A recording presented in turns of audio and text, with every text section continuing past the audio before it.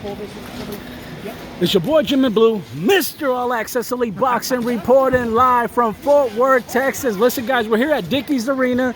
Sergio, the Latin Snake Mora, the DAZN commentator. Listen, man, huge night of boxing tonight. Vergil Ortiz Jr. improves to 19-0, 19 knockouts with annihilating Michael Mckinson. Your thoughts, Sergio?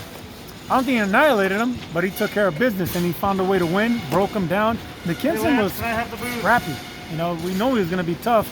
Both of them were undefeated. Both of them didn't want to lose, but Vergil Ortiz forced them to submit, and he found a way to do that, and that was the body. Because, you know, the slippery southpaw. He couldn't catch him with shots upstairs. He found the home down here. Once you get touched down here in the liver, it's going to take rounds for you to recover, and obviously he didn't have that on his side. Let me ask you this, Sergio.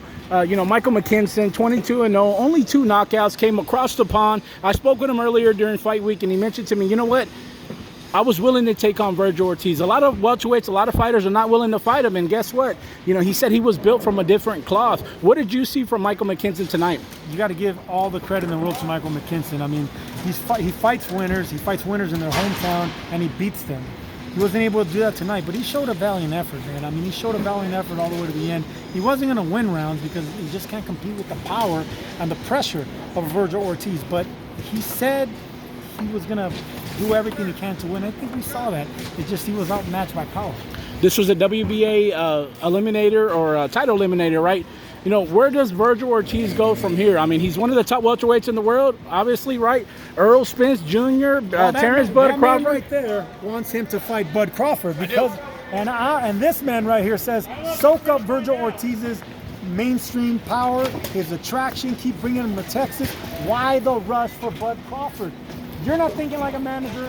I'm thinking for longevity. It's going to be there. The money's going to be there. I say no for Bud Crawford to say yes. When you were 28 years old, you dropped down in weight and fought Vernon Forrest. You dared to be great. Why should Vergil Ortiz not do the same thing? I was 28 years old. Vergil just turned 24. I mean, there's a lot of time. There's a lot of time for him to mature. He's beating everybody they put in front of him. He's beating former champions. He's beating tough guys, southpaws, tricky fighters. He's evolving. He's going to be a beast. He's here to stay for a long time.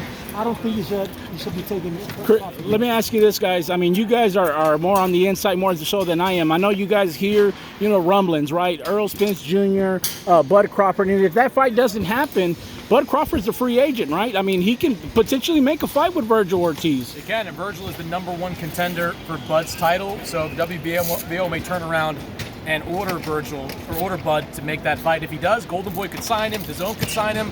You could have a big fight in Texas, in California, wherever you want to have it, between those two guys, which, despite everything he says, would be a great fight. And look, and like I told him, if they pay Vergil Ortiz a lot of money, an offer they can't refuse, then of course, this is the fight business. This is prize fighting, you fight for a prize.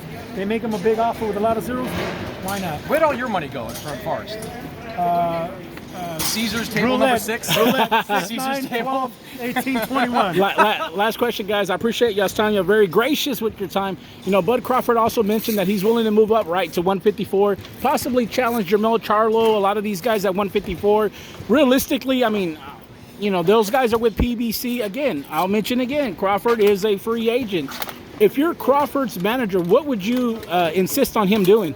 I think you do everything humanly possible to make the Spence fight. If it doesn't happen now, it's probably never going to happen. It'll wind up in the dustbin of fights that never happen in boxing. So I know there's probably a gap between what Terence wants and what PBC is willing to give, but I try to find a way to make that fight happen. It's one of the best fights you can make in all of boxing. They've got to do everything they can to make that fight happen. It needs to happen or else something's going to happen. One of them is going to end up either losing, slipping on a banana peel, not winning a fight. Wow. And then if they're not going to have the attraction of 2 undefeated fighters, same thing that happened with Joshua and Fury. I don't want that to happen in the welterweight division. Make the freaking fight happen. Well, listen, guys, we appreciate your time again. Sergio Mora, Chris Mannix, it's your boy Jim in Blue, Mr. All Access Elite Boxing signing off.